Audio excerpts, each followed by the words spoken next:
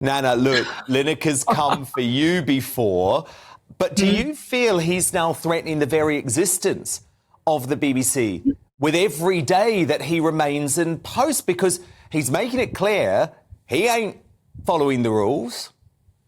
No, he's not, is he? I mean, look, he went on his champagne soapbox in Qatar where he decided to preach to us about the terrible human rights abuse in Qatar, but he still went and he used the BBC as his soapbox, which he shouldn't have done because he works for the BBC and it's political. He talks about language, but yet the language he is using, I mean, how dare he compare the 30s to what's happening here?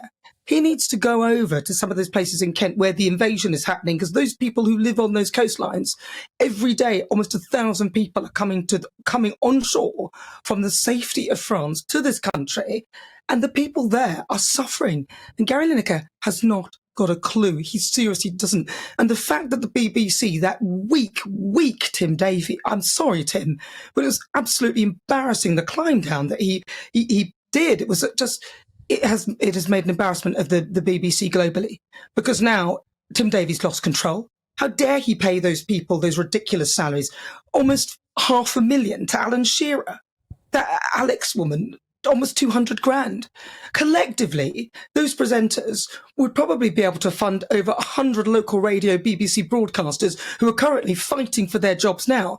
And if I want a BBC, I want a BBC that actually does the things that are in the community. So BBC Local Radio, I'm happy for my licence fee to go to that, but I'm not happy for my licence fee to go to the likes of Gary Lineker whilst he pontificates on high, telling me what a terrible person I am because I want to have our borders protected and actually to stop an illegal trade which brings misery to those who are partaking in it.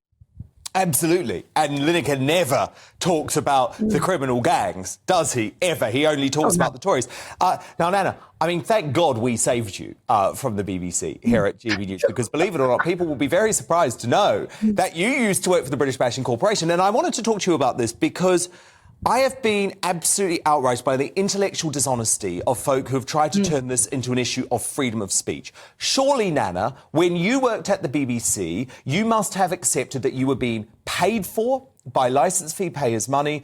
You had signed up to the impartiality rules. And as a result, you made a choice to give up your freedom of speech in order to take the BBC coin. Exactly. That is the deal. Whether you are news or other elements of the BBC, you know that the thing that you are dealing with here is a state broadcaster. You are not to have your opinions and you're not to try and sway the public to go along with your way of thinking. You are not to take sides with the government.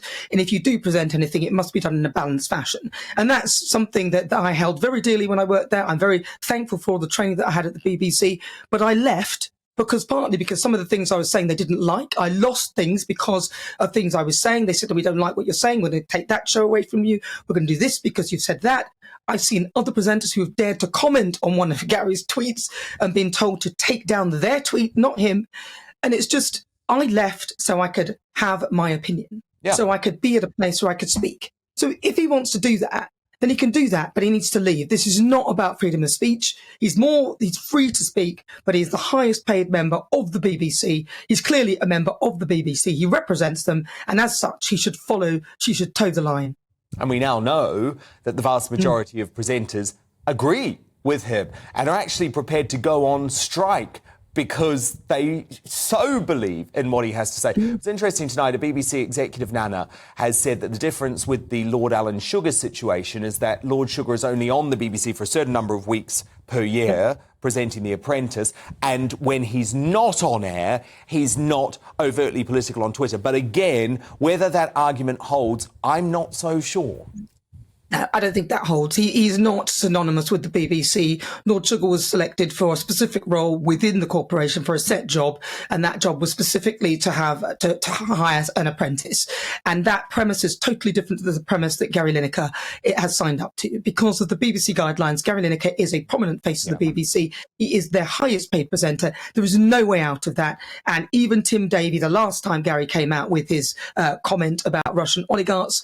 Tim Davie said that he had crossed the line and breached BBC guidelines. If that is a breach, so is this, and he should be punished. In fact, I would like to see all of the match of the day, all those presenters, I'd like to see them removed. I think they're all pathetic in their behaviour.